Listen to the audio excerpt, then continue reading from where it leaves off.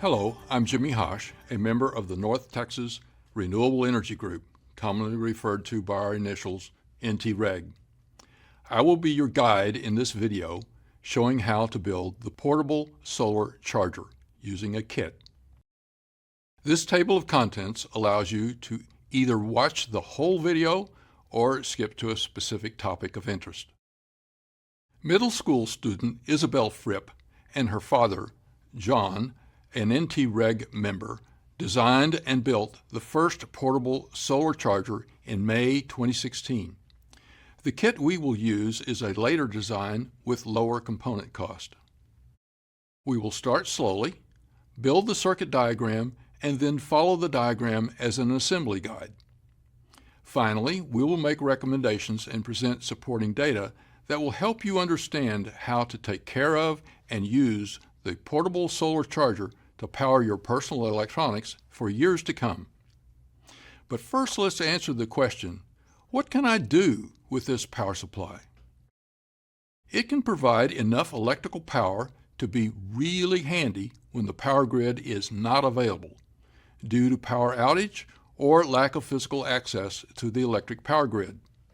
Dallas owners use the portable solar charger when the lights go out during storms. The two USB ports are useful for maintaining personal electronics like recharging cell phones and powering small LED lights.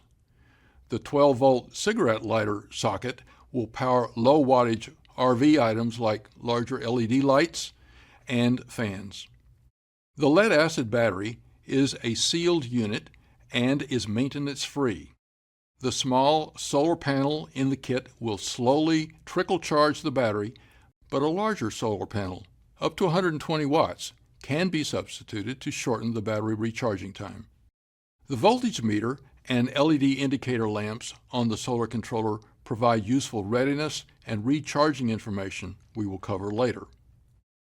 The power supply can be moved about, but weighing in at 9 pounds, including the 7 by 19-inch solar panel, it's portable in a backpack, but not in your hip pocket.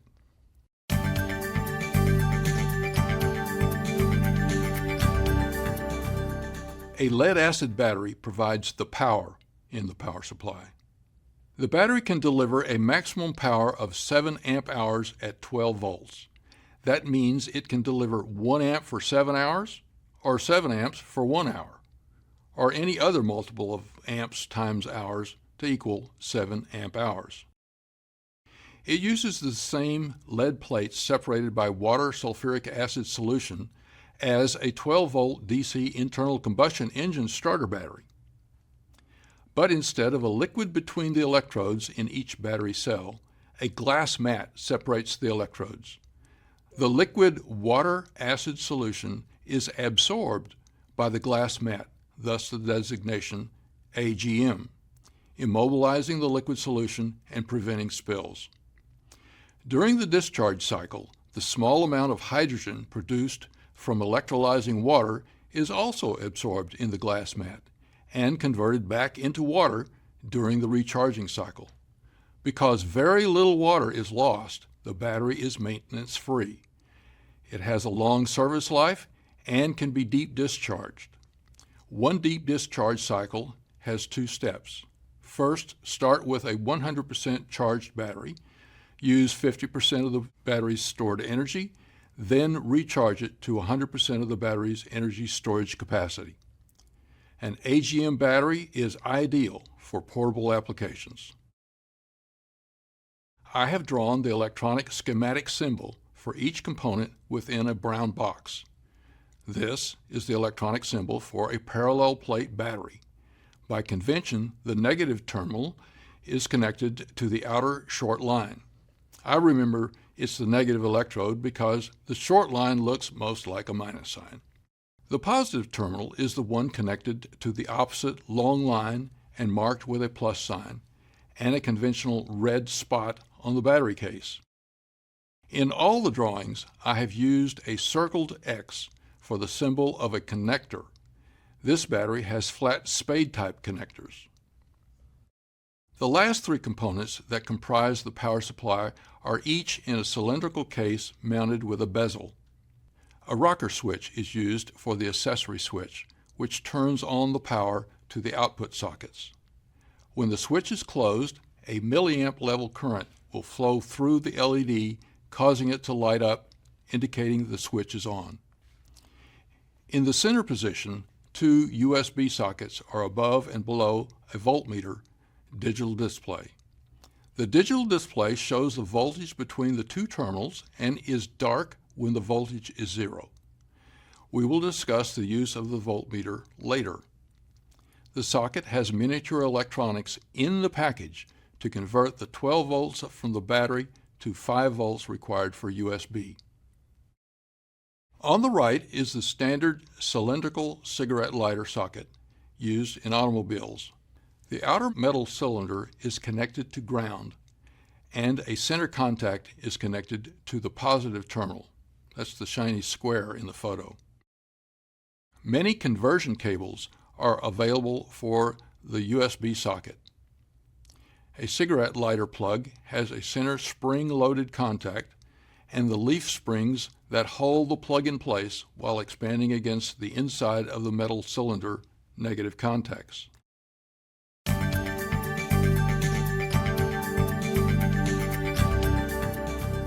By adding 3 wires to connect these 4 components, we have our simple power supply. I have drawn this wire in red to indicate it would measure 12 volts relative to the return that is connected to the battery.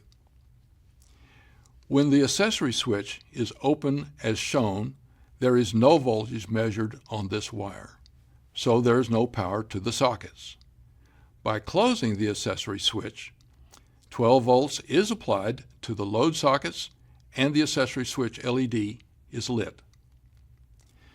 The voltmeter is showing the battery terminal voltage, which I'll describe how to interpret later. This is all there is to the power supply portion of the portable solar charger. Only the solar battery charging circuit has to be added.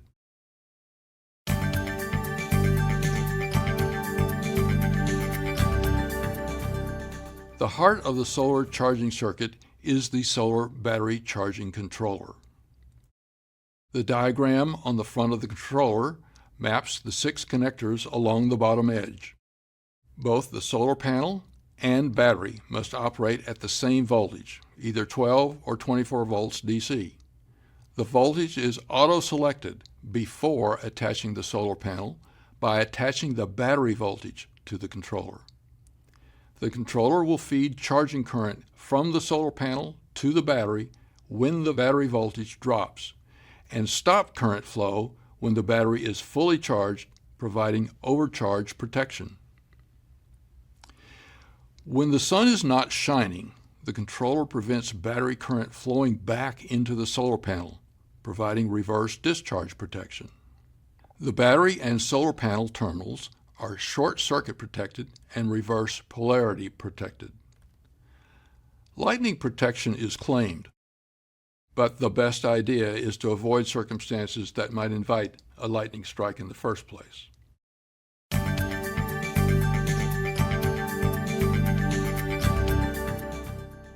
This next picture shows how we will attach the solar charge controller to the battery. The battery attaches to the terminals 3 and 4. We have added a replaceable fuse to limit the maximum battery current. The battery switch allows us to easily connect the battery to the controller to auto-select the operating voltage before the solar panel is connected. Turning off the switch disconnects the battery from the circuit for storage. A cable with a solar panel connector is attached to connectors 1 and 2. Remember, the battery voltage must be applied to the controller to select 12 volt DC operation before the solar panel is connected. Closing the battery switch turns on the controller and the LED lights. I've colored the connector red to indicate it carries 12 volts when the switch is closed. The lit green load indicator means 12 volts is available on the load connectors. The portable solar charger does not use the load connectors. The two red battery lights below the wedge symbol for the battery state of charge means the battery state of charge is between 2/3 and 3/3 of full capacity. When all three red lights are lit, the battery charge is at full capacity. By charging anytime you only have two LEDs lit, you'll get the longest battery life from your battery. When the solar panel is connected and exposed to the sun, the controller starts charging the battery and the green charging light comes on. This slide talks about when and why to use the battery switch. First, the battery switch makes it easy to set the controller up for the 12 volts operation by turning it on first and leaving it on when you take this unit out of storage for use for a while. But the last thing you must do after using the portable solar charger and before you put it into long-term storage is first fully charge the battery, then turn off the battery switch. Turning off the battery switch will stop the controller power drain. When disconnected from any load, a fully charged battery can be stored up to 16 months and only lose 50% of its charge due to self-discharge. Now we simply add this solar charging circuit to the battery power supply circuit developed earlier, and that will complete the portable solar charger.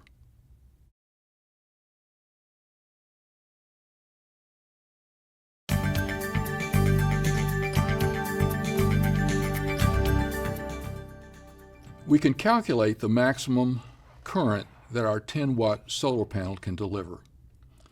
Power, measured in watts, is equal to the potential in volts times the current in amps.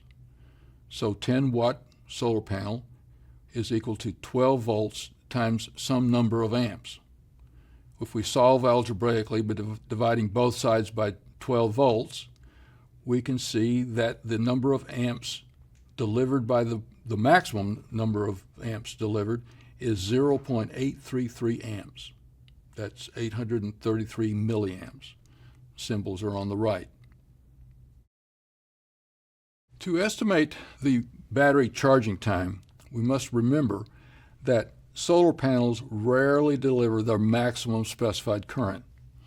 A better estimate is about 75% of what the specification calls for. So to estimate the actual current from the solar panel, we would say it's equal to 0.833 amps, the maximum, times 75%, 75 amps divided by 100 amps, is equal to 0.625 amps. So the estimated time to fully charge a nearly discharged battery would be 7 amp hours. That's how much energy the battery stores, divided by 0.625 amps, or 11.2 hours. Now, if a battery is only half discharged, it'll only take half that time, or 5.6 hours, to fully charge. So when you're using this, it is best to just leave the solar charger connected to the solar panel. You're much more likely to have too little power than too much. However, fully discharging the battery will likely ruin it, and you will have to replace it. I know, because I did that.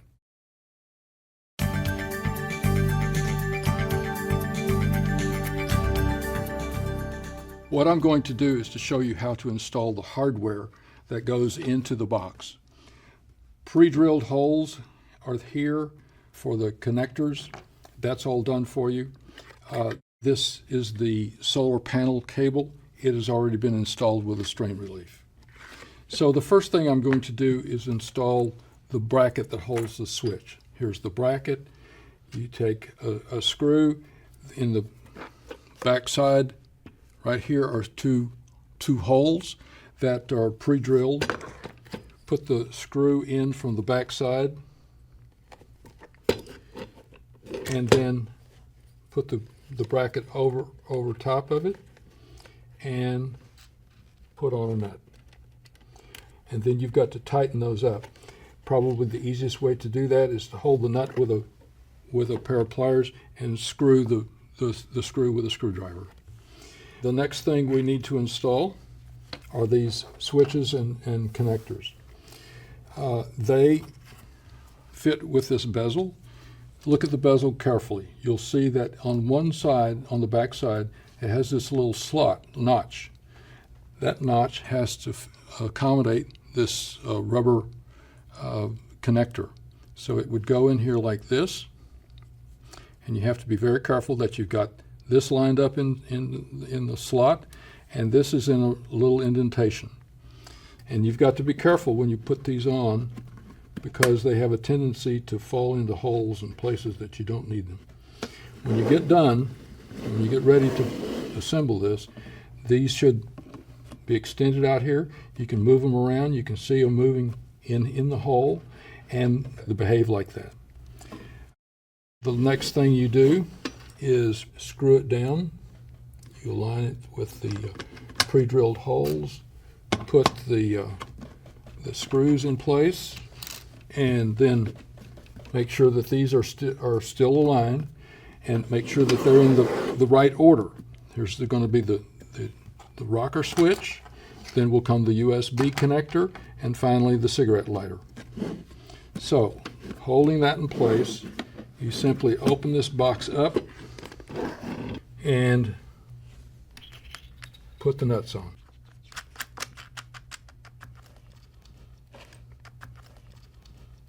There they are. They're installed, tightened. Now all you've got to do is to install your switches. You install these one at a time. And since it has to wind up looking like this, the switch goes in the right-hand position, or my right-hand position. Again, hold it with your finger, roll it back over, and this jam nut goes on the outside like that. What we're going to do is I'm going to rotate this around until it's oriented, and then tighten this up with a pair of pliers. And you do exactly the same thing for the other two. You drop them in, you put on the jam nuts.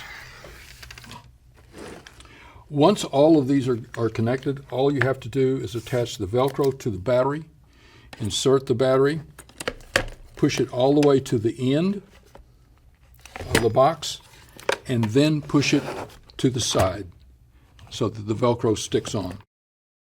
The last thing you want to Velcro on is the controller. You stick one side on by taking off the protective film, and take the other side off, and you're ready to install it. It's important where this controller goes. You want to make sure you don't cover up your vent holes. You've got vent holes here, here, and here, and it comes up through here as well. So this top edge should be right at the rounded portion of this panel. See that? So when it's installed, it should be centered on this panel at about that position right there. So your box has got all the hardware installed that's necessary to then start wiring up your control circuits.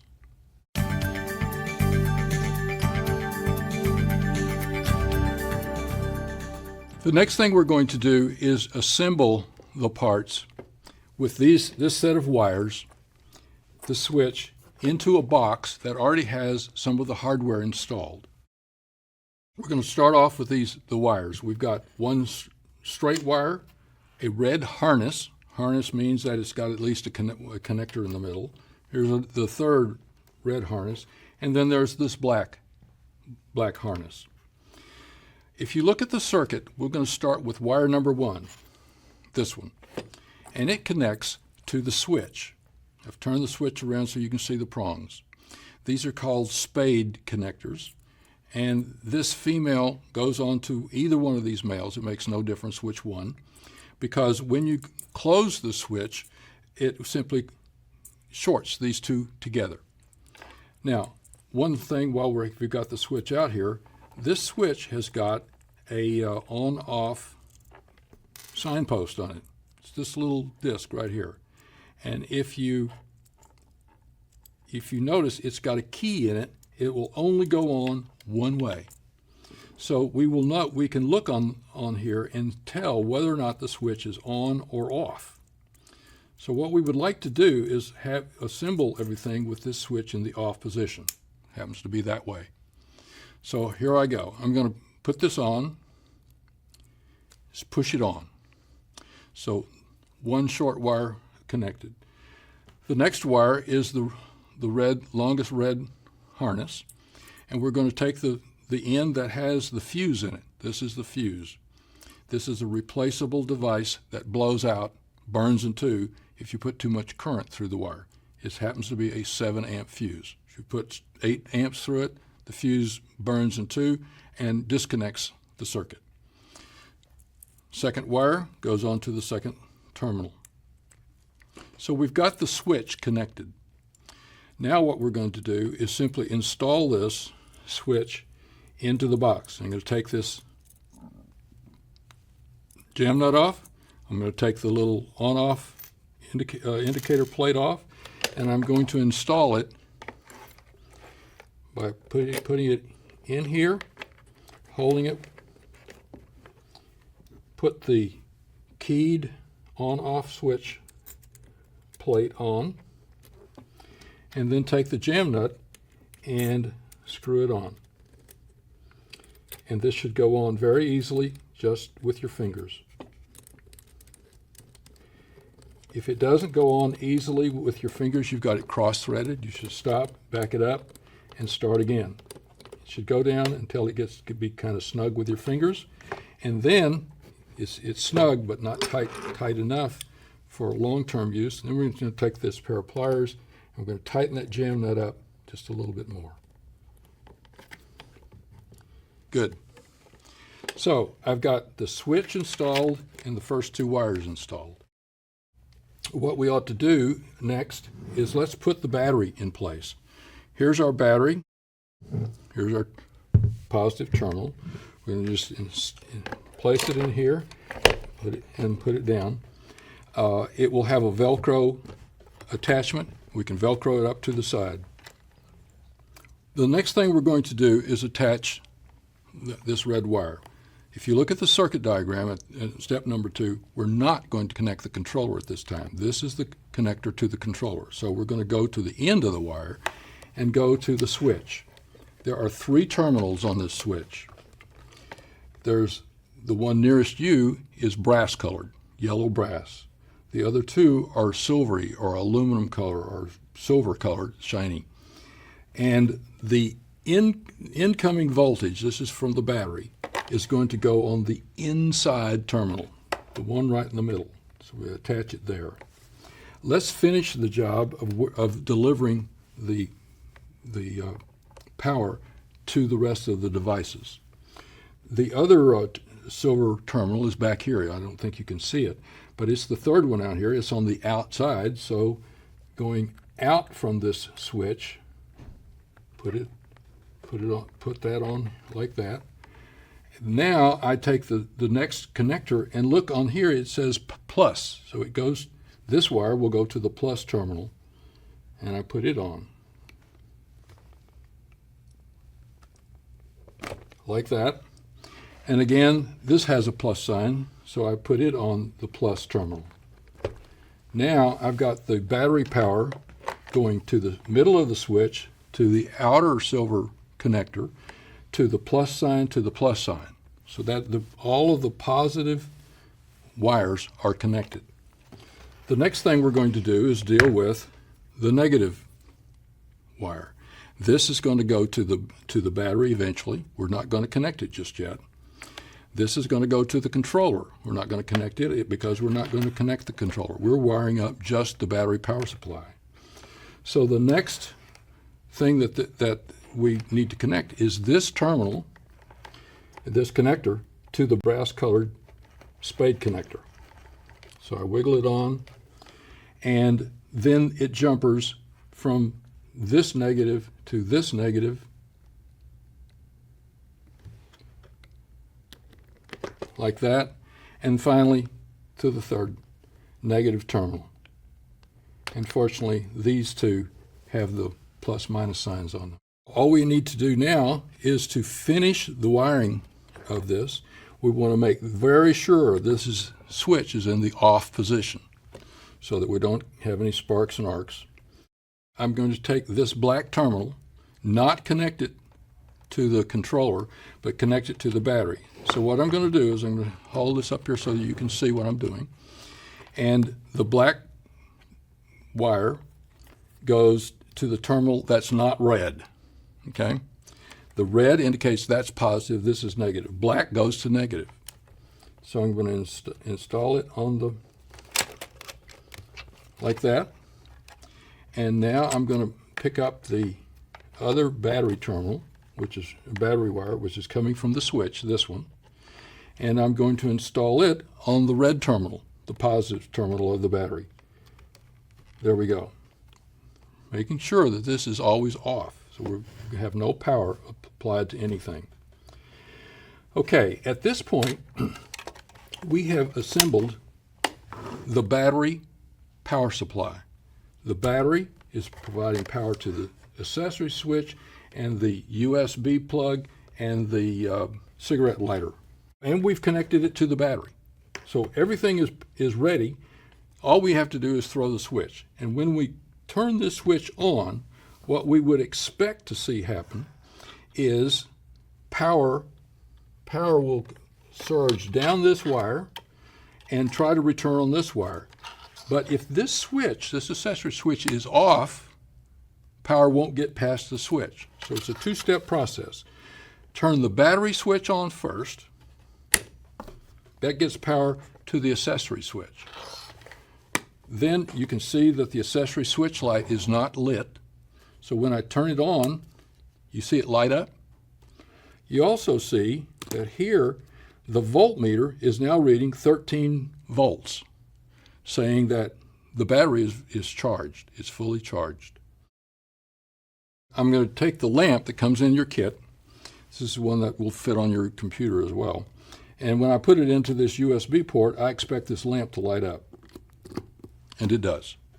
So the battery power supply is assembled, tested, and proven to be working. The next thing we're going to do is connect power to the controller. What I'm going to do is use the Velcro connector and pull this controller off so that you can see it. The diagrams map to the connectors. What we want to do is attach the battery, this is the negative terminal, to that screw terminal right there. So what I'm going to do is I'm going to attach it here and hold it in place and screw it down.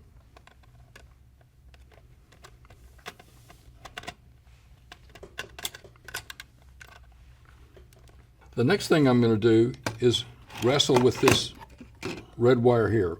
And to make that easy, I'm going to take this fuse connector apart, and that gives me room to work with this connector here, which is battery power. This is coming from the battery. Battery power goes in right there. I'm going to connect it here and tighten it up.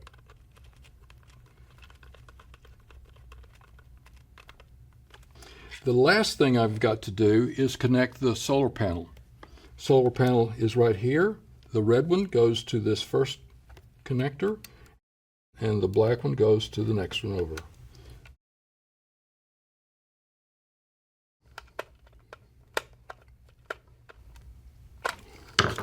And the red one goes on.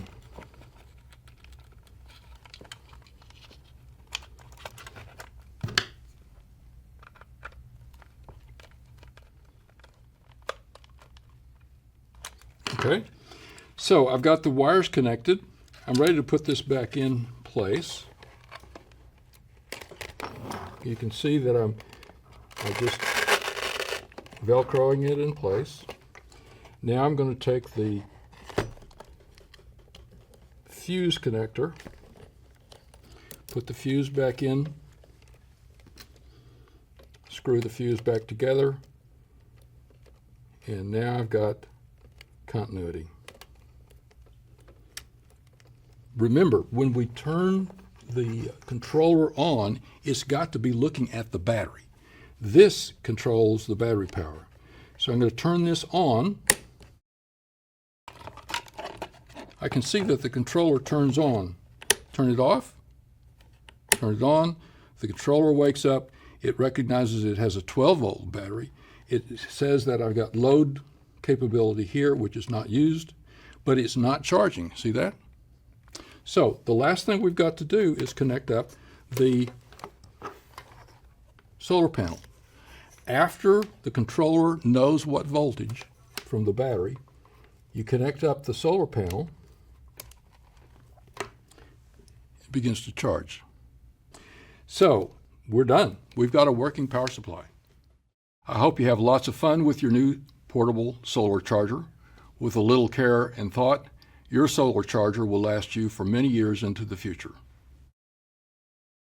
Now that you have a working portable solar power supply, I recommend you read the next slides that talk about how to get the most performance out of your battery. And there's a list of frequently asked questions that will talk about the general use and care of the power supply.